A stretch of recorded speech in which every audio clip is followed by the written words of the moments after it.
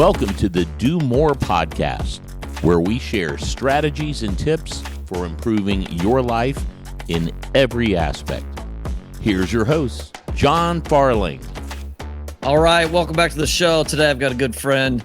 We met a couple years ago, actually at our LFG Mastermind event. Mike Webb, and he's in the East Coast in a few different asset classes. Has a podcast, has a community, has a bunch of things going on, and want to learn more about him. And this is my chance to do that. So, Mike, welcome to the show. Why don't you tell us a little bit about yourself?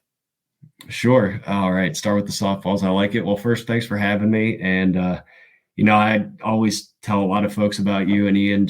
I appreciate everything you guys did, like helping Bill and I get started, specifically with storage, but with numerous other things. So I appreciate that. Thank you. My name's Mike. I'm a husband, a father of two boys, and I live in Maryland, about an hour outside of DC. And I'm a career fireman, and that's kind of how the 1 degree of separation started with me knowing John. I knew Ian Horowitz. I attended an event you guys had, went from there. So I've been in the fire service about 18 years, and I started in real estate investing approximately 10 years ago. And it really just started as something to do on the side. No secret, most firemen have a side gig. And I decided after a lot of research, I was going to get into real estate. And it all started whenever I found out we were having our first son, and the rest is history. So Okay. that's you can't. Yeah, that's summary, and I appreciate that. But I'm going to ask questions about that. It's Sure. similar to mine too. So, okay, you were a fireman, had your first kid. What made the wheels start spinning, and then why did you land on real estate, not something else? So, I think there's a lot of conversations you have with yourself that lead you to basically that crossroads. But the one that I identified that I can specifically remember, my wife was working at the local hospital. So I was at home, like we were renting a townhouse while we built a home, which is a whole nother story. I can't live in a townhouse, but so I'm sitting there when we found out we were having our first son, and she got me a little picture frame with the sonogram. And I was like, I remember seeing that, and I was like, man, I wonder. So I'm like on my laptop, I'm like, I wonder what a trip to Disney would cost, like the quintessential, take your kids thing, so I start doing the math, and I'm like, holy cow. And then I start, at the time I was just a fireman. I wasn't making a ton. I was working part-time for a local EMS service. It was crazy. I was like, man, this is cool. I'll be able to pay for this, but I'm going to have to trade time for money, which, I always understood the concept, but now I was actually seeing how it would play out in real life, because like I said, my wife was at a hospital. She was working shift work. I was working shift work. I was working a part-time job. So we didn't even have kids yet. And there were oftentimes we were just passing at the door.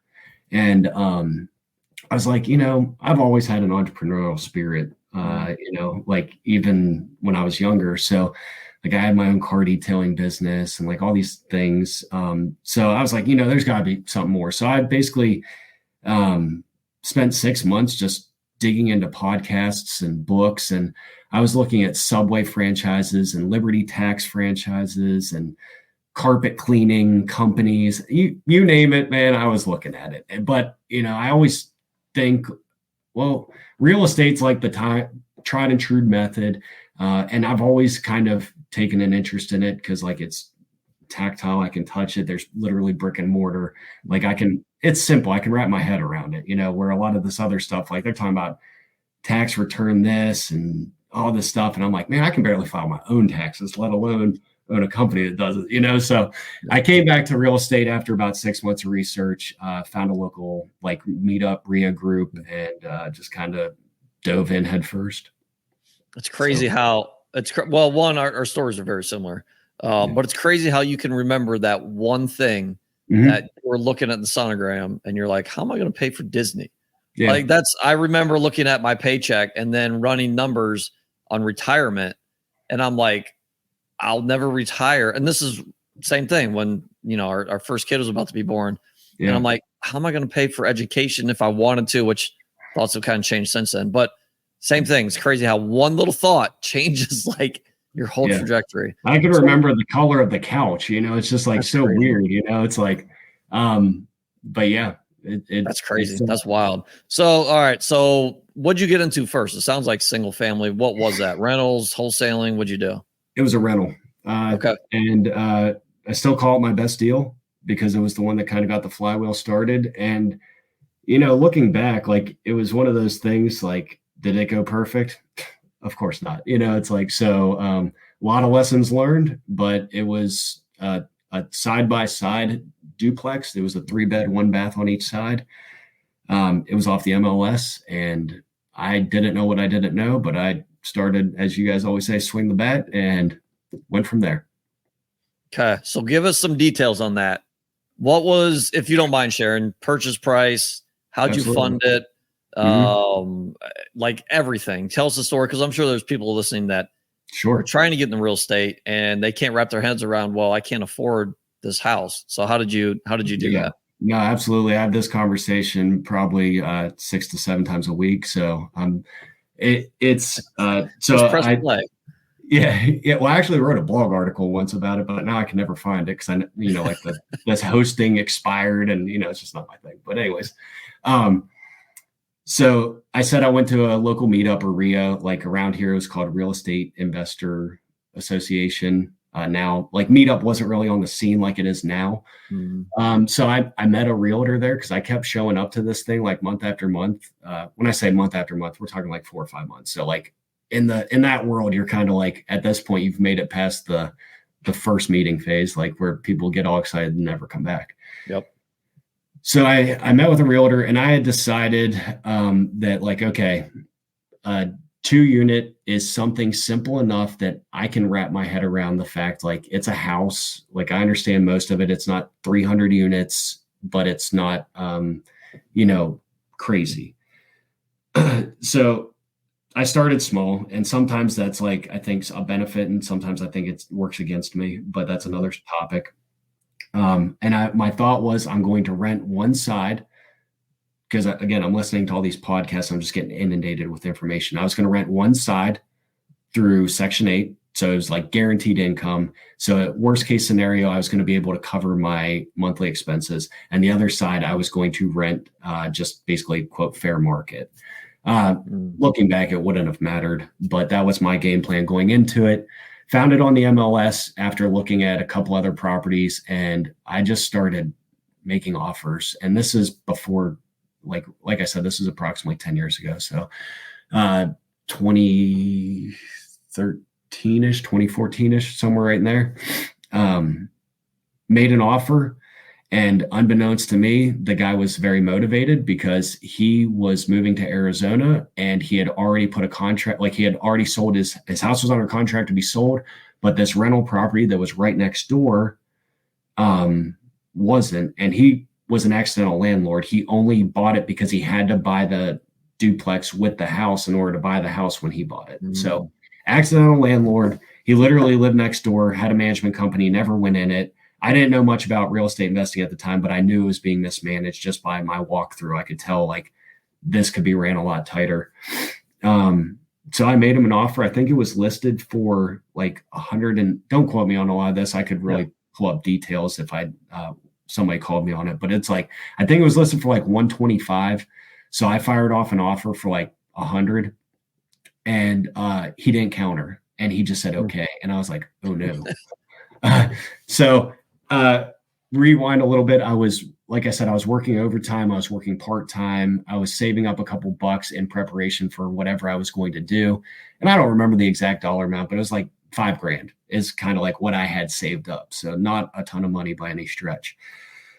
The realtor that had been showing me around, her husband was a hard money lender. So they looked at the deal. They kind of trusted me as an individual, and they said, hey, we'll lend to you. And I think they quoted me 5 points and 15%. And at the time that was the going rate, but I didn't know. Nope. I was able to borrow some money from a family member, and then basically bridge the gap to get everything closed, and then fund the rehab, which we went in. The people weren't paying, shocker. They weren't taking care of it. again, shocker. So we kicked them out, got it cleaned up, brought market rent. It was like being rented for like 800. I brought rent up to like 950 or something like that, right around there. So this thing was bringing in like $1,800, and it was built like 1985. So it was relatively good shape. Not like an A+ property, but definitely not a D- either. So I was like, man, this thing's going to appraise. And this was like a big lesson learned, man. I was like, well, this thing is built in 1985. It's much nicer than the one built in 1910 down the street. So it's going to appraise for this. Wrong. So it didn't appraise for what I needed to rinse out the private investor. Yep. So basically, right then and there, people would have been like, see, told you this real estate thing doesn't work. Shouldn't have done it. I was like, well, I've always been fairly resourceful. Like, okay, now what? Like, okay, it appraised for, again, just don't quote me on this. Like, say it appraised for 150. I had to get 120 out of it because of the rehab costs and closing costs. Well, if you take 70 or 80%, whatever your terms are of the appraisal, i.e. 150, well, you're not going to have enough to pay off your underlying debt. So I took the appraisal and I went back to the lender. I said, here's the deal. Like, I'm going to have to basically have you carry a second mortgage for a little bit. All right. Well, that's definitely not what they had envisioned. And it's not what I had envisioned, but that's where we were at. So I think they held back like $27,000 or something. So I was basically paying my note to the bank, and I was paying my note to the private investor for the second. So basically my anticipated cash flow was pretty much squelched because of that. But it was great because I was managing it. I was learning how to lease. I was learning how to screen applicants. And now a lot of these different softwares, apps and things have really evolved in the last 10 years. So like I was still throwing stuff on Craigslist and all that stuff. I mean, I was doing everything, and I wouldn't necessarily recommend that now, but it allowed me to basically figure out what running a rental property was really all about and what that took, and the fact that most tenants don't always tell you the whole truth. So it was a great lesson. I still remember like loading the mower up into the back of my Subaru. I had like a little Subaru Legacy at the time. And I'd load that thing up and it didn't fit. So I'd have to like bungee cord it and like drive over there, like lug it out of the back. It was comical thinking about it now. But so I wasn't able to wash them completely out, but that allowed me to then start learning how to wholesale. And I wholesaled my way out of that $27,000 debt. And that's basically, my plan was to buy like 10 rentals, never do anything again. Right. Yep. Bought one rental, 2 units, immediately got stopped with any forward progress because it didn't appraise for what, looking back, it should have been no surprise. It didn't appraise for what I thought it would, but you don't know what you don't know. Learned the hard way. And I went out and learned how to wholesale. And I started out just super scrappy, like making my own bandit signs, started wholesaling some houses that my son now was in the back seat in the car seat while I'm putting out bandit signs and answering phone calls and whatnot. But then went on a pretty good run of wholesaling for a couple of years. And I don't know, wholesaled dozens and dozens of houses and basically built up a little nest egg again, paid all that off, and moved on. That's cool. So what'd you do with the first rental? I actually ended up selling it on Craigslist. Okay. Yeah. So how long after you bought it did you sell it? That's a great question. Year, months? No, it was, if I had to guess, 5-6 years somewhere. Okay. Did it ever cash flow? Oh yeah. Yes. Okay. Yeah. Once I got that underlying debt squared away, it was cash flowing. Yeah. Cool. I mean, it wasn't like you weren't back then. Like my metric was right around $100 or $200 of free cash flow after expenses per unit. So if I was making $150 to $400 a month after all expenses, I was pretty happy. Yep. So I don't remember the exact numbers, but yes, it was cash flowing. Yeah. No, this is like, and you said this is your best deal. And it was because of your first deal, right? You just swung the bat, which is so important. I feel like, yeah, absolutely, man. Like dollar wise, it wasn't, but like, it totally changed my trajectory. 100%. Just getting in the game. And really the first part getting in the game was going to real estate meetups. right? You said you went 4 or 5 months in a row. That's where it started, because you made connections. You found the person that got you that basically got you the deal, and that same person got you the money too. So it was one person helped you out with both things right there that you needed. I think a lot of people, and myself included, when I started, all I was doing is listen, basically Bigger Pockets and a few other podcasts. That's it. Like, I was in a hole. I wasn't around networking with anybody, and without a doubt slowed me down. So that's a really good point of surround yourself with people, get around people that are doing it. And guess what? Eventually you're going to end up doing what they're doing. If not, you're going to have to try not to be doing it. It's like, but yes. 100%. That's cool. So then you started wholesaling. How many years did you do that? Do you still do that? I don't actively pursue properties for wholesale anymore, but because I have a meetup and stuff, like, I sometimes still get random opportunities. And so I probably wholesaled consistently for about 5 years. Gotcha. I want to hit something before we go to the where your next part of your journey is. You said something about why starting small can be good and bad. Explain that.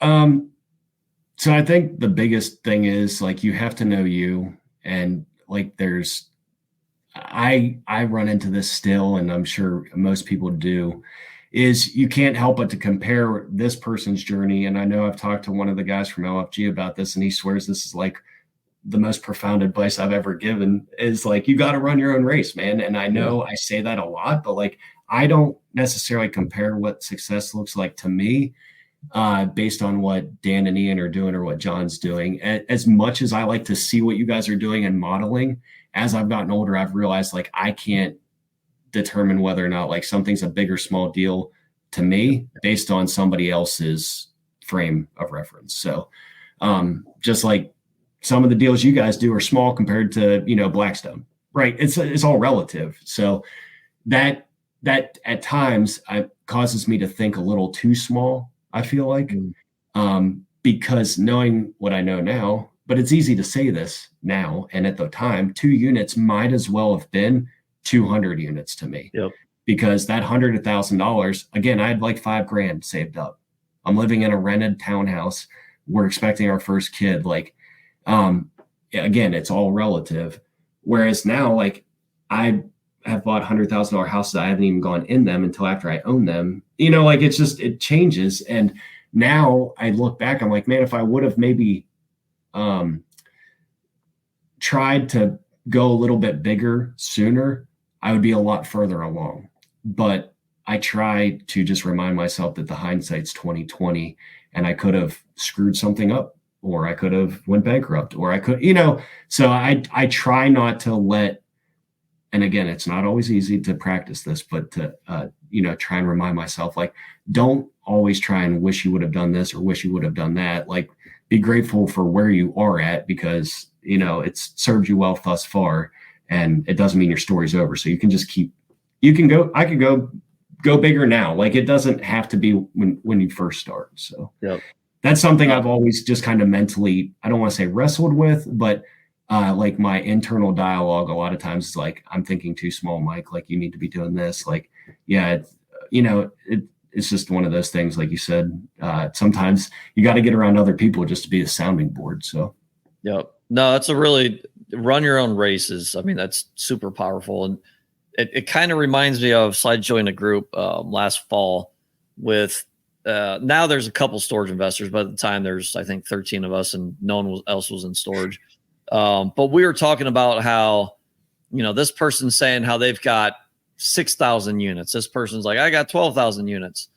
No one's talking about what their cash flow is. Sure. Just you saying that remind me of that. It's like, to me, you got to think big, right? It helps to think big and always think bigger, but you don't know what those people are truly bringing home, which is the main metric everyone should be talking about. Not how many doors or units or square foot you have, because that means absolutely nothing. You could have $100 million worth of real estate and make $500 a month, right? And there's probably investors out there like that. So run your own race. You got to do what's good for you. If you find a deal and it's smaller and it works, like I've got a storage facility that's 6,000 square feet. It's now 8,000, but it was cash flowing 1,500. Now I think it's cash flowing $2,000, 2,500. Why would I give that up? Super small deal, but it's like, why would I give that up? That's most people's probably mortgage and car payment right there. Yeah, 100%. All right. So wholesaling, I know you got into other stuff after that. What happened after that? And this is, you said 5 years after that. So we're talking what, probably 19? Yeah. I mean, so I'm trying to like keep all this straight, so back to the original meetup. So like I went and worked with another investor for a little bit. Long and short of it is like what we just talked about with the whole, hey, what they always say, like big hat, no cattle. Like it looked really good from the outside. Little peek up the skirt, not so great. So moved out of that relationship. And my current business partner, Bill, which you've met, Kenny, he and I met at that very first meetup, and we had always just stayed in touch. We were both like at the same stage. He had a rental, I had a rental. Like we were both trying to wholesale. Neither one of us were doing that great. And I don't necessarily recommend this, but it's worked out well for us. Is on nothing more than just like a gentleman's agreement, we started working together on wholesales, and then he became a realtor so we could get access to the MLS. Well, the week he passed his test, he lost his job, so he just went full bore into being a realtor. So it was just like all those things kind of lined up, and we just kept trying. And one thing I think it's important is whenever I started on this, I basically promised myself that I would try for 5 years, and if I didn't have anything to show for it after 5 years, I'd be like, all right, I'm done. But I knew that if I only used if I used too short of a time span, guaranteed there was going to be problems, i.e. the refinance. If I would have stopped right there 6 months in, I would have been like, see, they were right. I was wrong. I shouldn't have even thought about it. So 5 years was kind of the horizon. So I'm wholesaling. I got the rental. I started buying a couple more rentals here and there once I had a little more success with wholesaling. And then we decided like, hey, this market that I'm currently living in, it was a little saturated, you could say, but we kept looking just across the state line. We're like, man, this area is like blowing up, and it's kind of relatively untapped. So we're like, hey, let's start a meetup to start building our network down there. So we 6-ish years ago built a meetup, and I've been running it every month since. And we've now kind of basically just what's that? That's cool. That's awesome. Yeah, I didn't know anything about starting a meetup, just rolled with it and figured it out. And oftentimes still don't know what I'm doing with a meetup, but that then turned into building our network there. So we were wholesaling. And then obviously with the last couple of years, with the way pricing was, instead of wholesaling, I just started taking them down myself and started rehabbing a lot. And back to your point, like, yeah, I was flipping 3, 5, 8, 10 houses at a time. And depending on various stages of, purchase, rehab, sale, the selling process. It was just, we had a lot of balls in the air, so to speak. And there were some months, we're sitting there clearing $100,000. And then there were 6 months, it was like, yo, we don't have enough money to pay the Lowe's bill because of this one hasn't closed and this one has, you know what I mean? Like you just go through this cash flow roller coaster. Don't get me wrong. At the end of it, it was worth it, but it's stressful, I think. And I know there's guys out there that crush that like remote rehabbing game. And not that we weren't getting better. Like we had systems, we had processes, like we were using the same stuff, like, the stuff they teach you. But at the end of it, I was just like, man, I'm running around ragged. And like we were just having contractor issue after contractor issue. And just, it got to the point where like, hey, we don't want to do this forever. We started this business to like have kind of the cash flow and the rentals and all that. And now we're doing all this transactional stuff.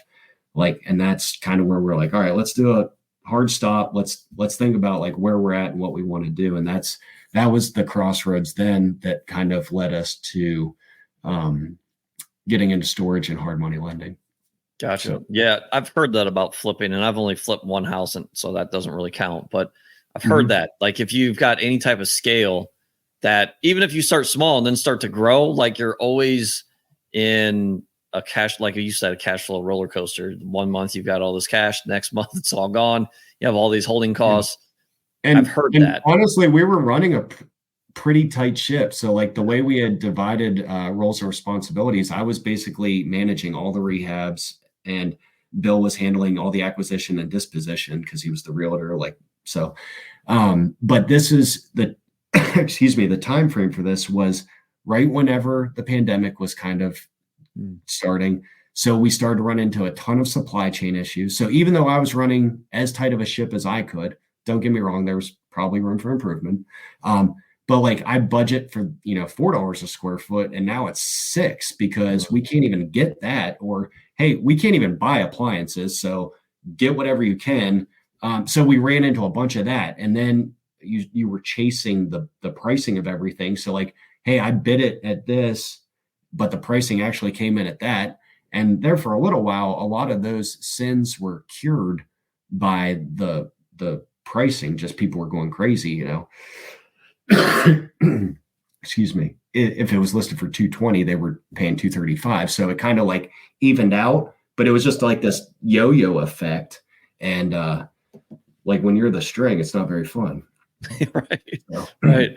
So let's talk about partnership, because there's a lot of people that have tried it, doesn't work out. Obviously you and Bill have made it work. What, it sounds like, it kind of take us through that journey of you guys met each other, stayed in touch.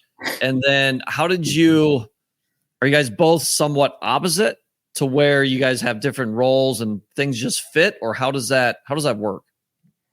Yeah. So we never, I think, initially set off to like start a partnership. Kind of like what you said early on, like you're kind of all alone on this. So like we would grab lunch together and just like, yeah, man, I'm looking at this. Like I sent this postcard. This guy told me to go to hell, like all this stuff, like just kind of like shooting the breeze type thing. And we just realized like through conversation that we kind of just had a lot of the same goals, a lot of the same beliefs. And, it's as cliche as it might sound, like a lot of the just same authenticity. Like if you're in real estate long enough, you're going to realize there's a lot of people that are like just shady. And like you do enough deals, you're going to have people that complain. I get it. But like he operated from a place that I felt comfortable with. And a lot of just what we wanted to do was congruent. So as far as partnerships go, I think that it's been majorly beneficial to me. Like there's no way him or I could do what we're doing individually, I believe. I'm sure there's people that probably could, but I can't. So as far as the roles and responsibilities, initially, I would say we are alike enough in a lot of our thought process that it's good. And I think that there are skill sets that he has that he's better at, obviously. And there's things that I'm better at. And there's things that neither one of us are really that great at, but we're motivated enough to kind of like figure it out or to offload it. Mm-hmm. So the way that looked early on is, like I said, he became a realtor by necessity. So by default, he became the acquisitions guy, and he was going out there and kind of meeting with the seller or potential seller. That way he could kind of like set the stage to like, well, if this doesn't work, I could also list it type thing. And he built himself a great little business. I shouldn't say little because it's not, but his realtor business really took off because he set himself up as like an investor friendly agent. So all the people in the KW office were calling him like, hey, I got this piece of crap house, like I thought of you. And we were also, like I said, growing a meetup. So we get all these people that want to buy stuff. In our proximity to DC and Northern Virginia, he'd get these people that come in like, hey, I have $300,000. I need something. And these buyers are willing to pay a little bit more. So he's like, well, I know this, like we're going to wholesale that. So we would just match him up. So that lent itself well with my fire department schedule and just kind of like my interests and background. It lent itself well to the project management. So I was managing the rehab. So like I always phrased it Bill puts it on. Bill gets it on the conveyor belt. I do all the stuff while it's on the conveyor belt, and then when it's ready to come off the conveyor belt and go in the box, he takes it back over. That's cool. To summarize it. And Yeah. with that being said, there's still things like I would say neither one of us are exceptionally great at, but that's when you start to look at outside resources and hiring fractional CFOs or doing this or doing that. So Sure. So yeah, that's really good. I mean, we called advice on basically looking at how you guys have worked together to make it work.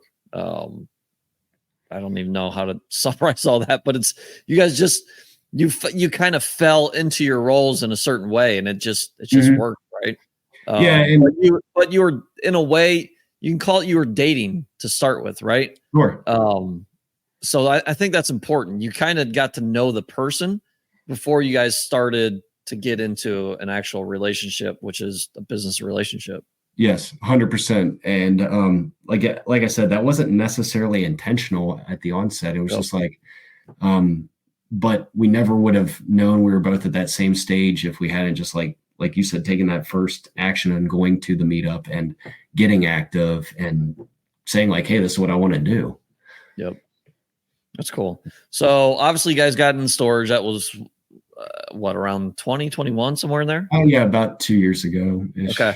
So you made another pivot. How does that look?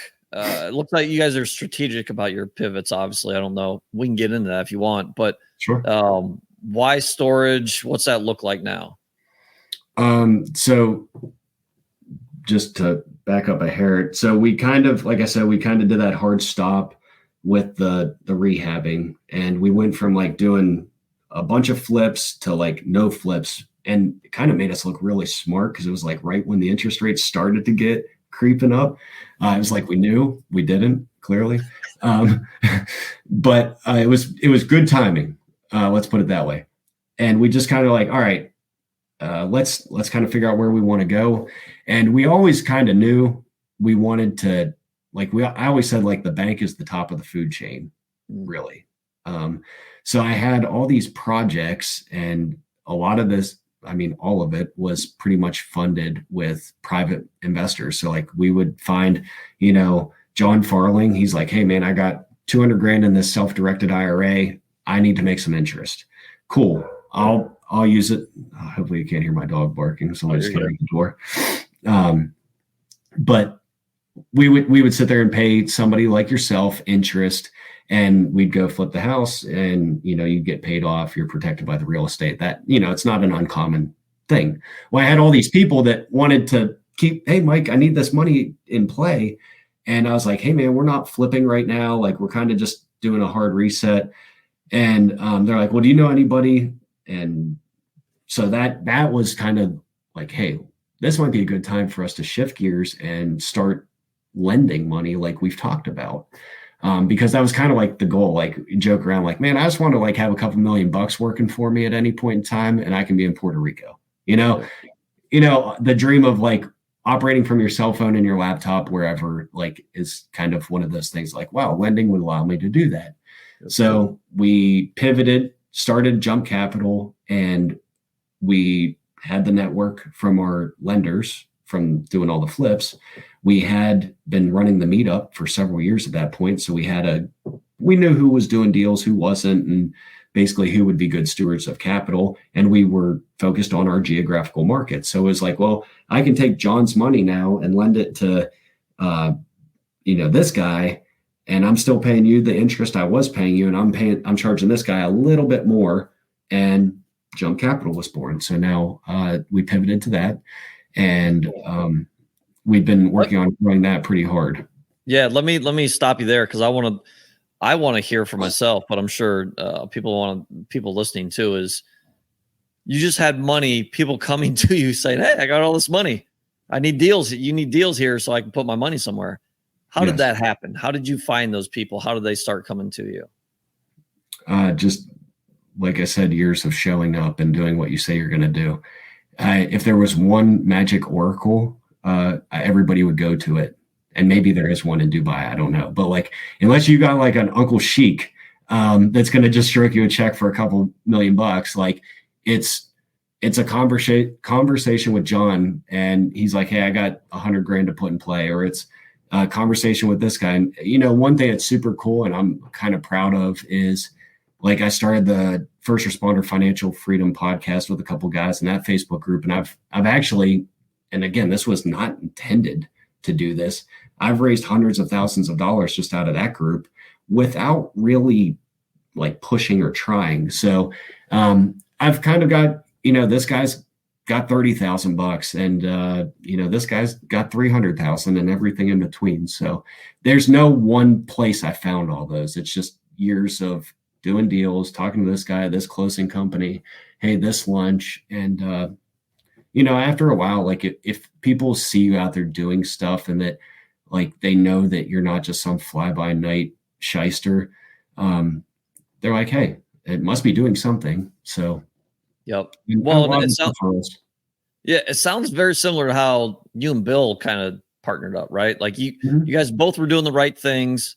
You're both stand-up people, and things just kind of fell into place in a way, right? And the more you talk about what you're doing and what you're looking for, things just start to line up. It's not like all these people with this money, like 30 people just flock to you in the same week, right? Like it's this was not like time. Taylor Swift tickets going on sale, man. Don't mistake in this. Like, this was a overnight thing that took 7 years. Yep. That's it's awesome. Like I don't want to like give anybody a misconception. It wasn't like people were just throwing money at me like I was on stage. It was work. Yeah. But, yeah. No, it's the name that comes to mind, and there's a ton of people out there, but Scott Spears, one of those guys that, and I know you know Scott, that is, to me, he is a real estate investor, but his job is he's master networker. He's constantly networking, and things just start to line up just because he networks, and he puts his phone number everywhere, and he talks about what he does all the time. Like, it can be that simple. Just talk about what you're doing. Yeah. And if you're new to it, just talk to everybody and give your number out and be a stand-up person and be around, like we talked about before, be around the people that are doing what you want to do. Funny story. Really when I got started, I bought a bunch of business cards off Vistaprint. Yeah. So like, my name, phone number, I buy houses, whatever. And I went to the like local Barnes and Noble and went to every real estate investing book and put a card in there. Oh, that's awesome. So then people like, hey, want to read Rich Dad Poor Dad? My card falls out, and so here's a little guerrilla marketing tip for you. That's awesome. I've never heard that. But that's awesome. Don't put in the wrong book. You don't want to get the wrong people. Yeah. No 50 Shades of Gray or anything, but it was like, well, depends where you're at in your life. Valid point. That's cool. So, that's really cool. Yeah, man, I still to this day, like, I hate doing social media. Like, I feel like it's not just my thing. Like, but I've come close to like deleting my account before. But then I'm like, man, I literally just got you say about a wholesale. It was like, hey, I saw a wholesale deal. I'm like, oh, that's a deal. I know the person, reached out to him, got it. I was like, hey, I know a buyer, and basically connected them. Didn't make anything, but I was able to do the loan, the hard money loan. So it was like, all that was just from a couple things on social media. So like, you got to put it out there, and there's a way to do it tactfully, and there's a way to do it where it's kind of cringeworthy. And I think you know it when you see it. So I agree. Yeah, tell people what you're doing, man. Like, yeah. No, I'm with you on the social media. It is tough, but there's so much. You almost have to separate it, right? There are definitely people on social media that, well, and we'll take real estate investing out of it. Just people on social media just want attention, just put their stuff out there, whether it's right or wrong, they can decide that. But social media is probably the biggest way to get your business out there. And there's good and bad ways to do that, right? Obviously, you're doing it a good way. Sometimes it's not natural for you, or, myself too. But the more you put yourself out there, the more people, because now with social media, your business is not just in your local area. It's now everywhere in the entire world. Yeah. I just got an investor overseas because of the podcast. That's awesome. Yeah. That's awesome. That's cool. So, and it's just like, that was never going to happen because he wasn't going to the Barnes and Noble here. You know what I mean? So, I still don't like it. I still try and do it. So to get back to your question, that's how the crossroads of Jump Capital started. And I had always kind of like admired storage and like commercial strip malls and stuff from afar, but like that was, those were too big for me. So that's right about the time whenever you guys had the first LFG event in Baltimore. And I was like, you know what, this is probably like a good event for us right now. So we went to that, and I had already been researching it, but after that I was like, all right, let's commit to it. So we did that like whole write your thing down. And so the next meetup we had that Bill and I had, it's I-81 Real Estate Investors. I stood up and I said, hey, because at the beginning we always we give the room an opportunity to stand up and tell a success story, what you're looking for. Hey, what's your small business? What do you offer? And after everybody went, I said, hey, my name's Mike, which was kind of funny because like I'm the guy hosting it. And I said, I'm looking to buy a storage facility. And, just kind of left it at that. So I go a couple weeks, months, I don't remember exactly. Everything's the other day to me. And the guy that ended up being the presenter sent me a listing for one that got listed on the MLS 15 miles from my house. And I looked at it and I'm like, man, I know this area, like it's a good area. I already own a house there. But like, I don't really know if it's that great. So at the time, like I texted Ian, I'm like, here's the deal.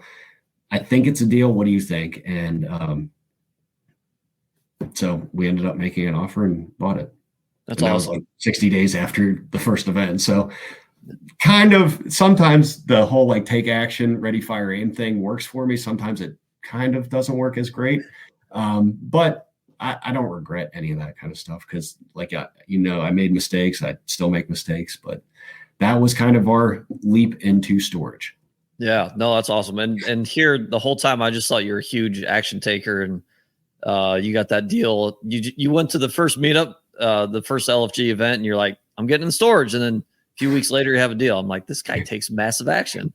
But no, I mean, you did, right? And that's the crazy thing about probably just being an entrepreneur in general, but especially real estate investing. Like taking action doesn't have to be this huge action. You just declared it in front of a room of 40 or 50 people. Yeah. Right. So it's not that difficult. I think a lot of people see it, and we all do, right? And I still do. I'm sure you probably still do.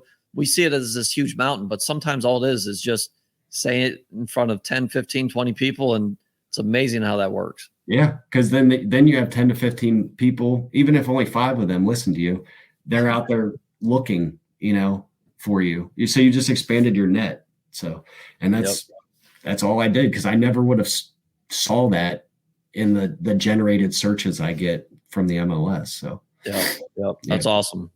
So that deal, so you have how many storage deals now? 3. So I had 5, I sold 2. Okay. But yeah. Made money on those? No, not those 2. No. Why'd you get rid of them? I sold them. Yeah.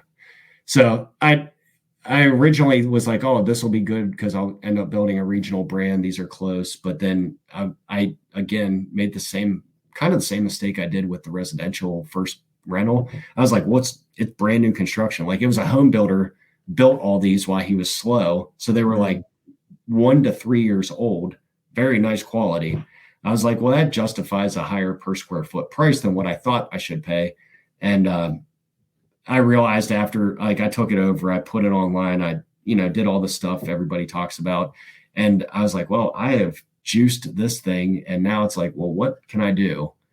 Well, I already got rates pushed way hard compared to the competition. This one, I have nowhere to expand. That one, if I'm going to expand, is going to require, a good bit of work. And after I bought that one, like they started pushing dirt for a new one not right next to it, but fairly close. That was pretty nice. So I was like, you know what?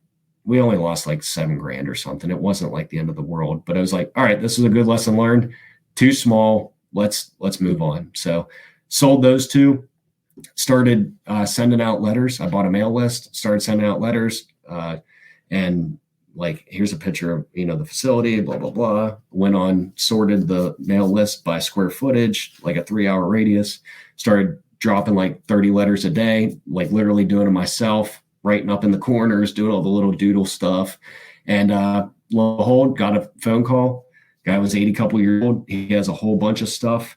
His wife had a stroke. He needs to start scaling down. And I was like, well, I'm familiar with the area. It's about an hour. Well, it's probably about 2 hours away. And I was like, well, the numbers seem to make sense. So we went and looked at it. He said he had 2 offers, one from a guy in Ohio. I said, what's his name? And it wasn't you. And an offer from a guy in Vegas. And he's like, but they won't come look at it. They just keep wanting me to sign this. And I said, well, tell you what, I'll drive up there and we'll take a look at it. You could tell this was one of those like old time dudes that he still managed everything with the like piece of paper tucked into his front flannel pocket. And he pulled it out, shed number 17. Yeah, that one, like he calls them sheds. So went face to face with them, ended up buying the 2 facilities off of him. And so now we have 3. No, that's awesome. That's and that's how I've bought most of mine. And I think, especially if you're looking local, and it depends on what market, right? You're not looking in Baltimore. You can't buy in Baltimore. That's not going to happen. You're looking at smaller markets that are close to you. But I'm in Ohio. It's a lot easier to buy in Ohio than if I were to go somewhere else. I've got a good, I've got a lot of resources here. It's easier to buy here. Yeah. But yeah, I do the same thing as you. Like, I want to be local so that I can drive there and meet the person. And probably everybody I've bought from is the same way, right? They don't trust the guy that's sending a mailer from, especially Vegas, let alone Ohio. That's probably at least a 3, 4, 5 hour drive away, and won't come and meet him. He wants to meet the person that could possibly buy his property. Yeah. I mean, that's just, if you can do that, I highly suggest that. Yeah. And it was one of those like, wow, I didn't even think I'd get a response from, I sent out all these letters. I think I only got 3 phone calls, but one of them was a deal. So yeah, it all worked out. That's awesome. Are you still actively looking? I am, but I'm, to borrow Ian's phrase, I'm opportunistic. Anytime something comes out, I'm always looking. But right now, the best use of my bandwidth is to improve operations there, because the one facility was only 42% occupied when I bought it. So, and obviously with just the financial market right now, it's like, you know what, let me focus on just getting this puppy up and running and firing on all cylinders. So I can't say that I'm like as aggressively. I think right now I'm at 58,000 square feet. Okay. Originally I wanted to get to 100 by like yesterday, but like now it's like, okay, let's stabilize what I have. And so we've just kind of been really focused on growing the money lending business, because that's that's a little more in, out, and I can pretty much project my cost pretty easily with that. So we've been going pretty hard on the money lending business, and the storage business, we're just really focusing on becoming efficient. Sure. And just figuring out that business, because it is a business. While it is real estate, it is a business. And that is something I underestimated initially. And just some of the challenges that come with that. So yeah, 100%. Well, and right now you have 2 businesses, right? You got your hard money, you've got storage. They're 2 separate businesses. What's your team look like other than you and Bill? I have 2 full-time VAs. Okay. So they do a lot of the back end stuff. I don't know if you're still using them, but I still use the call center that you had referred me to. So between the call center, taking those calls, my one VA, the VAs that do a lot of our stuff, that he kind of handles a lot of just the little nuanced stuff. So it's really just 4 of us. Yeah, that's awesome. No. And then kind of like they're not in the hard money, right? They're What's just they're not in the hard money business, right? Your VAs are just with the storage. They do some of the back end, like transaction coordination with hard money. Gotcha. There wouldn't be enough to justify 2 VAs full time for the storage. Gotcha. That's cool. That's cool. Well, we're getting close here. Let me ask you a few. Well, one, obviously you've got a community. Let's talk about that and your podcast. What do you have going on there? So I have, like I said at the beginning, I still am a career firefighter. And one thing I always kind of ran into was people, they would joke, call me slumlord and all this stuff at the firehouse.